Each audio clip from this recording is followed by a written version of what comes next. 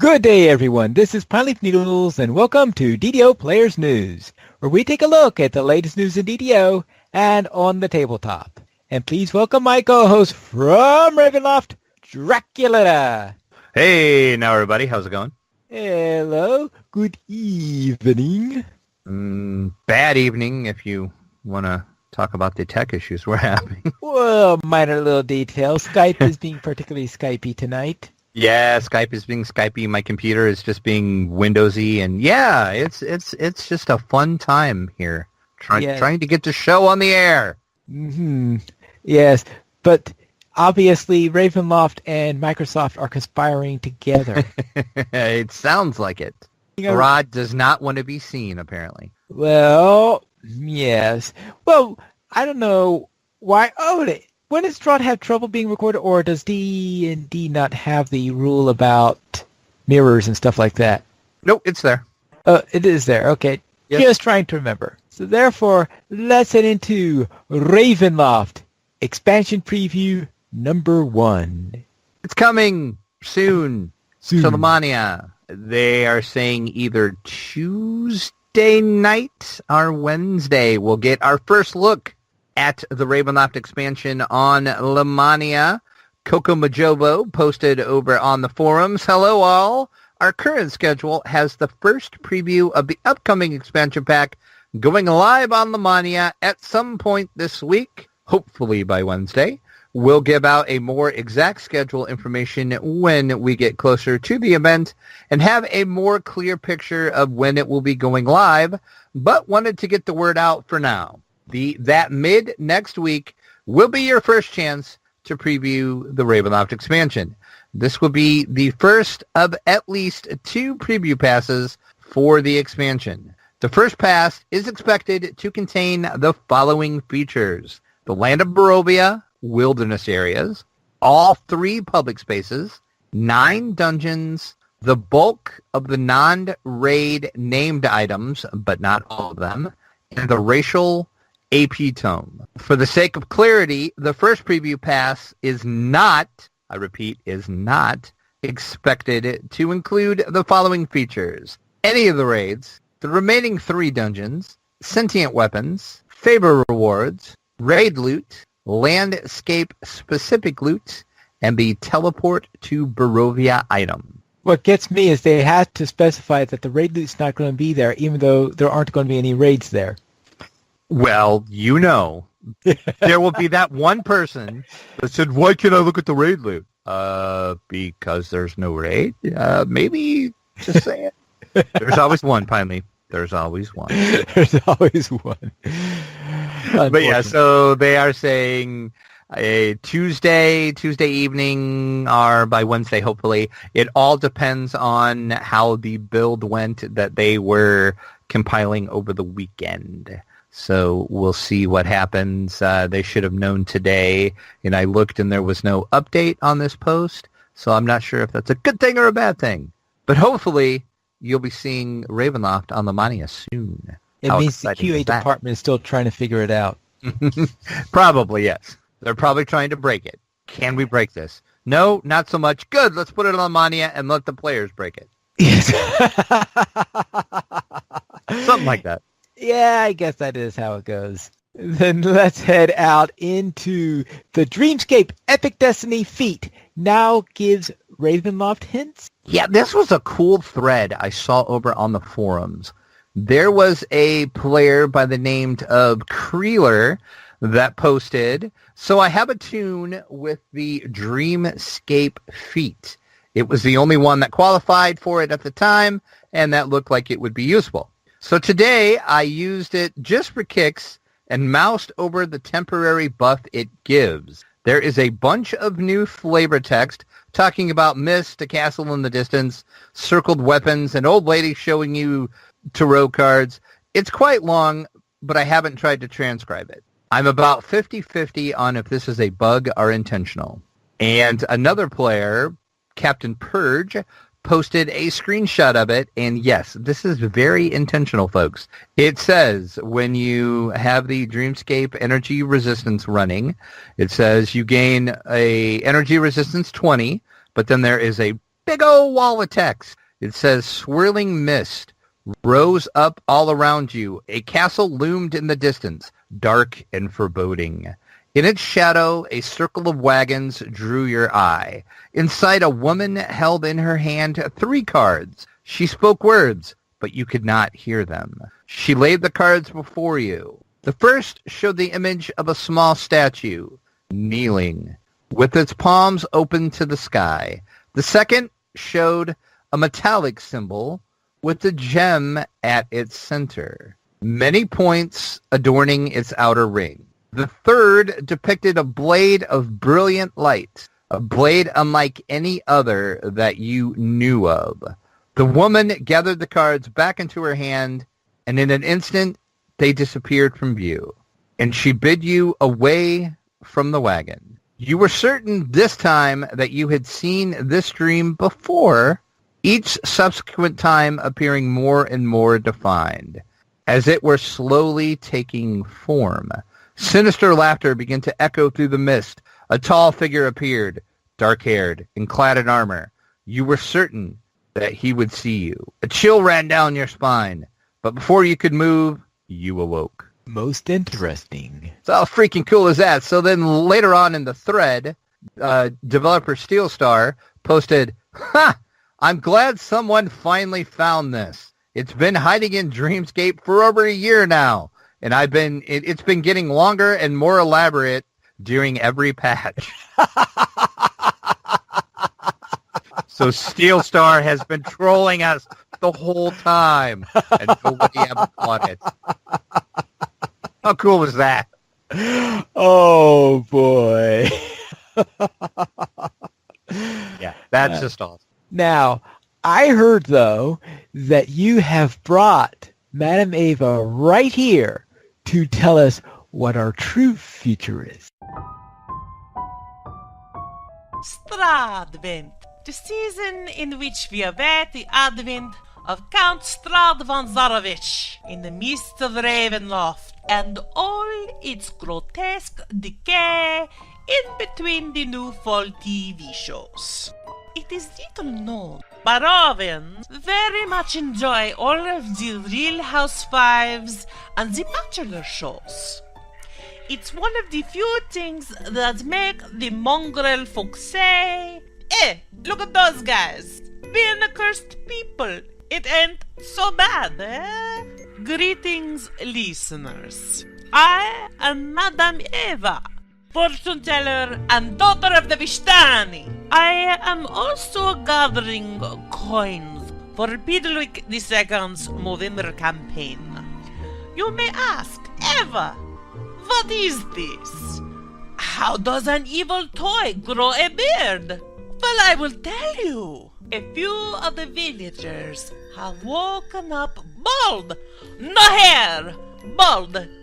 And the ladies are not happy about it one bit. That Pillarwick better move his Movember fast before they catch him. In this third week of Stradvent, I am here to tell your fortune. I can see your future with my tarot deck. I hope you're comfortable, my pretty adventurers. Enjoy the nice things while you can. The first card in tonight's reading is the Trader, which means you're not going to get your airship parking validated. I'm sorry, nothing I can do. The second card is the Master of Stars, the Wizard. You're going to go into the kitchen and then forget what you went in there for. It is the little things that drive us slowly insane. The third card is the Torturer. Ah, we've seen that one before. This may signify Strahd's gloaming presence in your ultimate downfall. Or your smoke alarm battery is going to die in the middle of the night, and it will keep beep beep beeping, and you will stay awake until you scream, "Shut it off! Mercy!"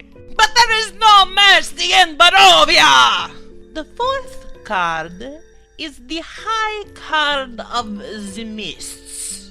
You will receive an unwelcome phone call. Maybe about a timeshare. The portents are not clear. And the fifth and final card is the ghost. You shouldn't drink that 630 kobold. It won't agree with you. There you go! You have survived the third reading! Be wary of the signs until next week when Stradvent brings you ever closer to your demise. Hate the smoke alarm. It's the worst. Ooh. Oh, Madam Ava, I tell ya. The readings just get weirder every week, finally. I'm sure they will. That's it. She is trying to drive us mad with the reading. Hey, I think we have discovered her plan. Now, she of course also spoke of Movember, which, interesting. What is the DDO team planning to do with that? Well, they are, of course, doing Movember again. And if you are not familiar with Movember, this is to raise awareness of men's health issues like prostate cancer. And what you do is you shave all of your facial hair off. And then throughout the month of November, you grow a mustache. And, of course, Cordovan does take part in this every year. And this year is no difference. And we will have links to the page for his personal page. And then for the Team DDO, there are some people that have joined Team DDO and there's joining in on this as well. And one of them is actually Nobob, one of the developers, decided to do this as well. So that's kind of cool to see Nobob joining in. But currently, Team DDO is at $730 raised. That is just awesome. And the target goal for Team DDO is $3,000. Target goal for Cordovan is $2,000, and he is at $680 currently. And, of course, there are going to be incentives for this as well. If you donate at least $2, you will be in the running for some DDO points, and that is awesome. And then once they start hitting their group incentive goals, there's going to be other point codes. There'll be picks from the community list. There will be more codes, and then they're going to be more community list, and then there's some other little crazy incentives. So we will have the link in the show notes to this, but it's cool that Cordovan does this every year. He does Extra Life over on the Lotro side, and on the DDO side, he does Movember. So if you haven't donated yet, please do. It is a worthy cause. Then let's head into the Chronicle issue 257, where it looks like some kobolds are celebrating Halloween. They are. They apparently didn't get the memo that the Night Rebels is now over. Oh.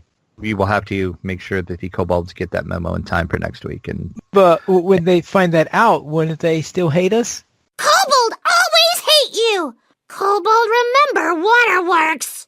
Baklagor is celebrating Halloween with the Night Rebels. I think we're going to see a theme here. Massively OP is reveling in the Night Rebels. See, I said we're going to see a theme. And the theme is the Night Rebels, which is sadly over now. Mm-hmm. In the Fansite news section, DDO Cast is discussing levels 13 to 15 in a new show. Edric is pondering Night Rebels key drops. They suck, just FYI. City wrote about return. Trouble? Yeah, no, not at all. City writes about returning to DDO, and Mickey is continuing her raiding. Sip is running and gunning against some kobolds, so read about that in his latest bio break post. And that one gamer, 999, gets Harbidash. So click over and to see what happens when that one gamer is Harbidash. And of course, it wouldn't be a Chronicle without a Chronicle comment. What dungeon do you tend to most often get lost in? There is only one correct answer to this question. There's only one correct answer to this one. Well, I'm trying to think of dungeon that I do often enough where you can get lost that I do get lost in. All right, I am at a loss at what this one correct answer is. The pit. Well, the problem is I don't do the pit. Yeah. I've only done it once. Yeah. The pit and our coalescence chamber, that one too. Either one of those is a close tie, but the pit. I also tend to avoid the coalescence chamber. You notice there is a theme. The ones where you can get lost in, I tend to avoid. True. Ooh, Bonnie, I forgot about that one. Bonnie B in the chat is saying Tomb of the Shadow Lord, or whatever the underwater one is. Yes, Tomb of the Shadow Lord is bad for getting lost into. But I still say the pit. My vote is for the pit. Ugh.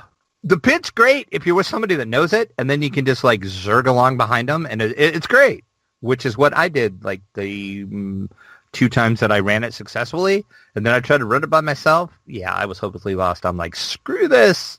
I'm out of here. Well, I've done the pit only once, so therefore I can't claim that is where I'm most likely going to get lost. True. And then in our screenshot of the week, Daemar fights the darkness in the 340th DDO screenshot of the week. They are in Dalera's graveyard during the Night Revels, and they have their ASMR wings out. So that is a cool shot of the ASMR rings with the moon in the background. Awesome screenshot of the week. So what's on sale? We have 20% off Slayer Boost, Loot Boost, and Treasure Hunter Elixirs, and shared storage, all at 20% off. Our free sample of the week is a green Big B's Guiding Hand. You'll get 5 hands when you use the coupon code FOLLOWME, FOLLOWME, and that runs through November the 9th. That sounds like something you use in the pit? Possibly. That might actually work out in Bonnie Busing. The pit restart instructions come from IKEA. I have a feeling that the IKEA has some issues in that matter. I take it you've never been inside an IKEA. It has been at least a decade, I think. Walk inside IKEA and you'll understand. A store is like a maze that traps you in and never lets you come back out again. I think I vaguely remember something like that, but as I said, it's a decade, so I can't recall well enough. So let's see what's in the dungeon and see if we can get out afterwards. We have a map. See, that was a perfect tie. It's almost like you planned that finally. Ooh. Is this map going to annihilate us? Oh, see what you did there. Well played, Pineleaf. Well played, sir. 10 points for you. The Tube of Annihilation is getting a map set thanks to Gale Force 9. They are going to release the official Tube of Annihilation maps, and these are going to be made on single-sided vinyl pieces, so they're going to be good for tracking adventure progress during the Tomb of Annihilation campaign. They're going to be both player and DM maps, so you can track movement. You can actually write on them with a wet erase marker, so you can write, track your party, track whatever you want to track, and then erase it and use it again, which is awesome. As long as you don't use your Sharpie by accident? Yes, they did stress only use a wet erase marker on these because they are like a vinyl type thing and it's very porous. So if you use anything else other than a wet erase marker, you're going to be very, very sad. The maps are going to be, the DM maps are a 24 by 18. And the players' maps are going to be 16 by 12, and they're going to be both the jungle, the Forbidden City of Amu, and you're going to get also maps of the Port Nanzu. I can never say that word. Nanzeru. See, you know. Okay. Side note: when Ed Greenwood was coming up with the Forgotten Realms, could he have made the words any harder to pronounce? I don't think so. Anyway. Well, that's how they try to make it look exotic, by giving them unpronounceable names. Ah, see, there you go. So yes, these maps are coming out early next year, and they will be sold in tubes for convenient transportation and storage with an MSRP of $40. And of course, they are each map will be sold separately, which kind of sucks. But hey, they're cool maps. So I guess if you really want to bring your game to the next level, you can pop these maps out and just wow your players. Coming out next year, $40 MSRP on them from our friends over at Gale Force 9. So now let's get into some dice bags for Dragon Baggins. Dice bags are now on Kickstarter. And what's so special about these dice bags? It's a dragon, finally. What more do you need to know? Your dice are inside of a dragon. They're inside of a dragon. That's all you need to know. Yeah, I will put, if you're watching the YouTube version of this, you're actually seeing pictures of this. This is awesome. The dragon, folds open so you can get to your dice, and then it folds back together, and it makes the dragon again. So, ergo, your dice are inside the dragon. This is made by the same people that made the Bag at Cthulhu Kickstarter that we talked about, which, of course, was the Cthulhu dice bag. We told you about that Kickstarter a while ago. Well, she is back now with the Dragon Baggin, which I love that name. Awesome name. This Kickstarter's up and running now. It is doing fairly well. She is, let me let King on my... It's about $1,000 short of the goal. Is it? Okay, yeah, my page closed out when we were having issues. 17,000 right now. Okay, there you go. Yep. So, not too bad. You have, 14 days to go as of this recording. And as you said, they are about 92% of the goal. So, I kind of have a feeling she's going to make it. She made it with the Bag Cthulhu bag. So, yes, this is the Dragon Baggin. It is just the most awesome-looking red dragon with black wings ever. I love it. And that is from Wayward Masquerade. Up on Kickstarter now with 14 days to go. And it cost looks like 47 New Zealand dollars, which is about 33 US dollars. Which, for a handcrafted... that's for a Cthulhu. Okay. Which... The young dragon is 48 dollars. Which is still about 33 US dollars. So it's not bad. And that's about right for a handcrafted dice bag.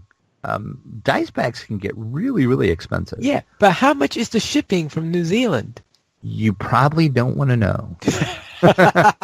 Here it is, USA, base rate 18 New Zealand dollars, which is 13 US dollars.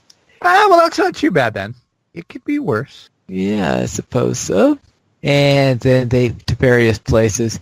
Okay, it costs almost as much to ship it to Australia as it does to the USA. Well, now that makes no sense. Because if I remember my world geography, Australia, New Zealand, you could probably just get it hand-delivered cheaper than what they're going to ship it. That's crazy. Okay. It looks like that shipping in general is just expensive, probably because you want to keep it protected and all that fun stuff. Ninth Bond says yes. Dice bags can get expensive. That is why I keep mine in an old Crown Royal bag. I think we all have Crown Royal bags, sir. We all do. So let's go and see what's on the tabletop. And we'll begin with Stumped, a deck building game. And of course, this is another game that is on Kickstarter. Yeah. We love to talk about Kickstarters on the show. Have you figured that out yet? No. And this one is... It's a deck building game, or is it a tree building game? There's a little, there's a little twist to the game. It's a deck building game, but you're building a tree. Yes, you heard me right. You're building a tree. You will start out as a normal deck builder, and then you will build your hand of dirt cards, and then you will buy cards from the market. And then when you buy those cards, you will get tree pieces, and then you will put those tree pieces on your tree. So the first person to build their tree from the stump is the winner. So it's a cool, unique twist on the deck building genre. And this Kickstarter's up and running now. It's doing really well because it's funded already. They are currently and at 21,000. Yeah, 207% of their goal. So congratulations, and this is from Outside In Games, and this is the first game they created. So looks like they're off to a good start. Let's just hope they can deliver on the Kickstarter now, since this is the first Kickstarter that they've done. They're sprouting. But yeah, it's just cool. It's pretty cool because you actually build the tree, which I can honestly say I've never seen another game do before. If you know of a game where you build a tree, let me know about it. But a tree I can't think of. I mean, I've heard of games where you try to build a garden. Well, true. They and they do say the unique thing about it is the game is coming with 2 pounds of real wood. 2 pounds of wood. 2 pounds. Is of that wood. for the tree pieces? Yes, the tree pieces and the branches, and of course the stumps and the fruit. The fruit is made out of wood too. Well, the fruit it's a woody fruit then. Apparently. So you can't eat the fruit that's on the trees then. I would not suggest it. You can feel free if you would like. Probably not my first choice to eat, but hey, to each their own. I mean, the only thing crazier than that would be trying to eat pieces from Catan. If you really want to do that, Pinely, I have the version of Catan for you. You're really coming crazy. soon. Coming soon. Why this is even a thing, I have no idea. I don't know who clamored for this and who lobbied to have this made, but Catan, the chocolate edition, is coming soon. That does sound a little weird. And it sounds just what you think it is. It's a new Catan that includes 32 pieces of fine Belgian chocolate in the shapes of all your Catan pieces. So after you're done playing the game, instead of putting it away in the box, you eat it. Yay? I don't get this, but okay. Oh. I probably wouldn't want this sitting on my shelf for very long, so I think I'd probably get this to the table pretty quick. But you got a point there. This is a simpler, slimmed-down version of Catan, they say. It is including a spinner to determine resources rather than using dice. And other than that, there's a couple of little small rule changes. But yes, Catan Chocolate Edition. You can eat your Catan pieces if you want. I still don't get this, but it's currently out in Germany. The English version is coming soon. It's going to be put out by Willy Wonka or something? It could be. It's seriously Catan made out of chocolate. You can eat it. So I don't understand this. Finally, if I have nothing for this because I don't understand this. Maybe we better go and see what's on the screen tonight. And we'll begin with yet another Kickstarter. Yes, this is the Kickstarter show, apparently. But the Kickstarter in this case is for One Deck Dungeon. And yes, this is the digital version of the One Deck Dungeon game, which I know you have played and we have talked about. Yep. They are wanting to bring this to Steam on the computer, which that seems to be the big thing right now, is to bring tabletop games to the video game world. Seems like everybody's doing this, which I enjoy it because most of them are really good. I played a couple. It's strange about this. It took a long time for this to come out because this has been something that's been a thing in small amounts for as long as we've had computers. I remember, for example, getting them for some of the old Avalon Hill games a long time ago and stuff like this, and here and there. And, of course, you've always had all these editions of Monopoly and Scrabble and Yahtzee and all. But, yes, I think we've seen more coming out at a faster rate in these last few months than ever before. Well, I think part of the reason for that is when Asmodee made their digital side and Asmodee started pumping their games out, that's when I think everybody else started to see the sales they were getting on their games, and people were saying, hey, we need to get in on this. And then, of course, now Fantasy Flight, which technically is part of Asmodee, but they're their own company. It's a weird thing. They just started their digital. So I can see why it's slowly building up, and this is a big thing. But yes, this is One Deck Dungeon. It's going to play just like One Deck Dungeon. This is running on Kickstarter now. You have 24 days. Yep, and they're 80% way to the goal. Yep, almost there. So I'm actually surprised this didn't fund immediately, because if I remember right, the One Deck Dungeon Kickstarter for the tabletop version, I think funded. It wasn't instant like a lot of tabletop games are, but it didn't take them long to fund. So this one kind of shocked me that this one actually didn't hit the goal yet, but Oh, we it'll shall get there. keep an eye on it. Yeah, Now, I'm sure.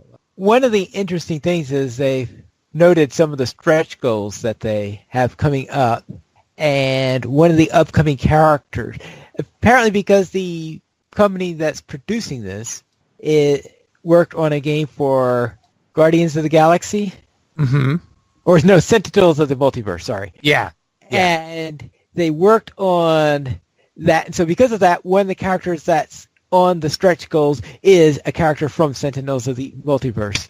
Yeah, which I guess makes sense. It's a little crossover, and it's made by Handelbra Games is the one that is doing this, with, of course, help from Asmodee Games, because Asmodee did the One Deck Dungeon, but the digital version is Handelbra Games, and they just recently brought out Bottom of the Ninth. So they do know what they're doing, making digital games. And if they hit 300%, they're also going to have as a DLC the Forest of Shadows expansion, which is something that was recently on Kickstarter. And it's not a bad little Kickstarter because you can get in on it for $15 is the lowest goal that you can do, and that will get you one Steam key and one treasure chest, and also will get your name in the credits. Yeah, that'll work. But if you also have some higher goals on top of that. So, Well, of course.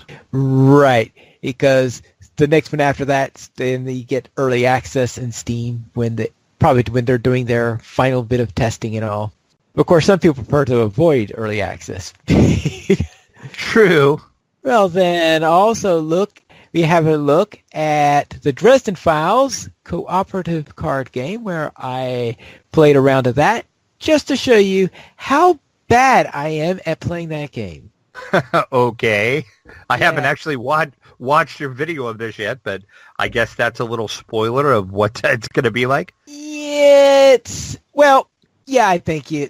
think that's a good way of putting it. I'm playing it on the easiest level, and I'm just getting whopped. So how different is it from the tape? Because I know you had the tabletop version of it as well. Is it comparable? Did they do a good job of porting it over to the video game? Pretty good on the most part. There seem to be one or two. They have a couple of the weird cards in there also, which there's one card in there that supposedly that not really intended for computer play, I say, and that is you've got this that they're a promo card from Evil Hat, and what happens is if you defeat this foe, you're supposed the first person is, if someone says I don't do hats, they're supposed to draw an extra card or something weird like that. And it did that. We defeated that. That card came up. We defeated that foe, and apparently the Harry character immediately says I don't do hats, and then the game locked. Lovely. Yeah, and I think they have one or two glitches they need to get rid of. Now, it also happened to be that I had 2 times it locked. One was that, and the other one. And both times happened to be when I had a card out that forced me to have the other side of the board face down. So I don't know if that was related to the face down thing or to the hat card or whatever. But yeah, so I think they have 1 or 2 glitches to fix. But it seems to follow the game exactly, meaning it's brutal, because I don't think I've won on the tabletop version either. So I think that was then fitting on that. Yeah, it sounds like it. I have heard that game is like kind of the notoriously difficult though. Yeah, it can be notoriously difficult. I think it's because a lot of them are. It does tend to be a bit of a puzzly one. So I think that once you figure out how everything works together, and if the cards are in an order that is friendly on there, then you could be able to win it. Because I have seen a YouTube video where someone actually did win. Oh, really? Yeah, so I know it's possible now. But overall, I get squat. Now, I did do my videos using the side jobs to avoid spoilerish things and the like. And the side jobs is a random setup. Okay. And of course, random is random, so to speak. Yep. So therefore, it's less of a puzzle, which means that it could be even tougher to figure out what's going on there. And boy, did I get that's the one where I got a very, very unfriendly layout in there. So no wonder I lost. But it's easy to lose that game if you don't know what you're doing. And I still don't know what I'm doing in that game. So let's head into our week in gaming. And Drac, what were you up to? Not a lot, unfortunately. I had another crazy real-life week, but I did manage to get some DDO in. I did play with you, and we will let you talk about that, as you always do. But my Warlock is now level 14, and that was thanks to the Night Rebels, because that was a character I was running the Night Rebels on. I ran the dungeons a few times. I did get enough ingredients to get the Red Reaper armor, which is the only thing I wanted, so I got that. So awesome deal. So I have and I love the look of that armor because I love red, so the armor looks awesome. And then the only other DDO thing was with you. And then only other gaming thing related was 7 Days to Die. We did our permadeath group challenge. We had our weekly playthrough of that, and we got to day 10, which is when we all agreed to turn the zombies on. We turned the zombies on, and my team got a horrible, horrible spawn. When the zombies spawned, there were zombies in our base. There were zombies outside. There was like a group of 40 or 50 of them just beating our walls down. They overtook our base, overtook us. We have our first 2 casualties. When I edit the podcast, I'll have to put tabs underneath this part. Yes, Myth and Saba are with us no more. Oh. And you're fighting them with barley?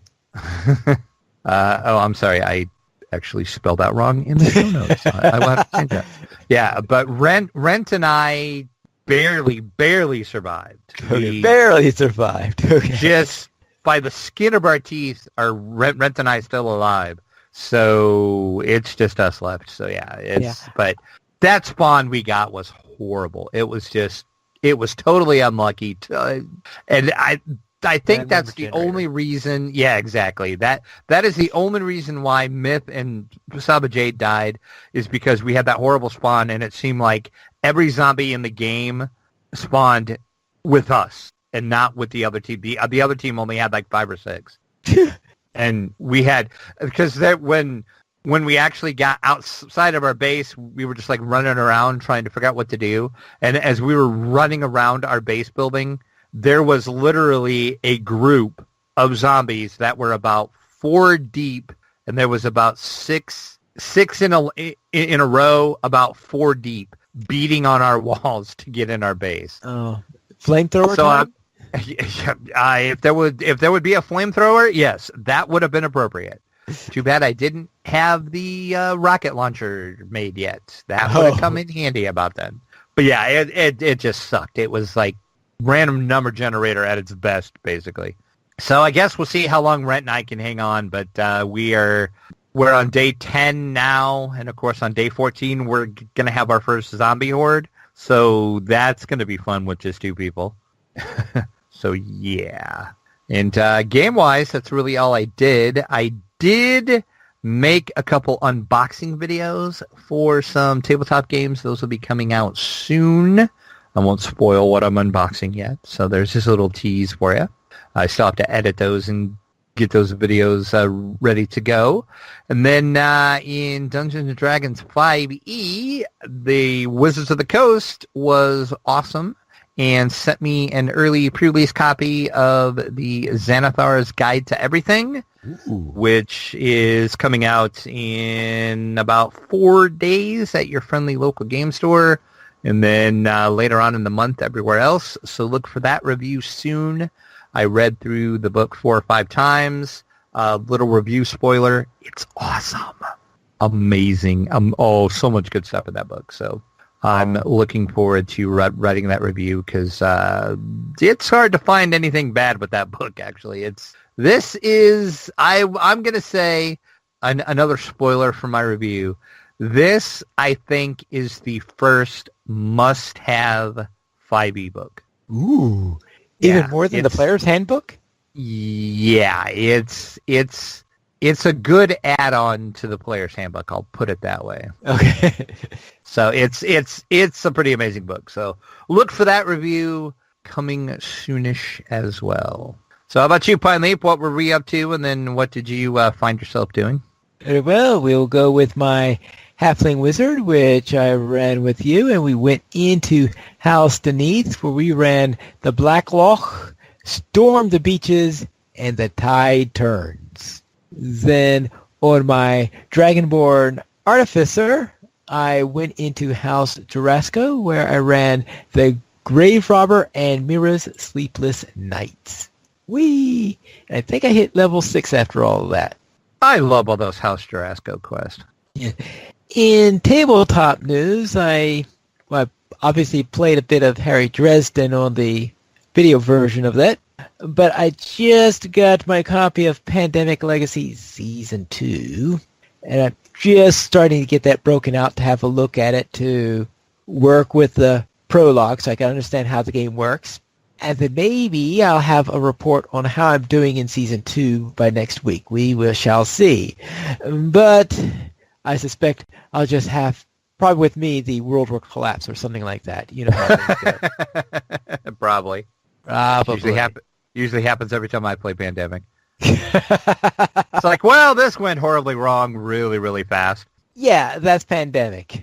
We currently have 23 supporters on Patreon, and if you'd like to help support DDO players, simply go to the donations page where you can support the Players Alliance on Patreon.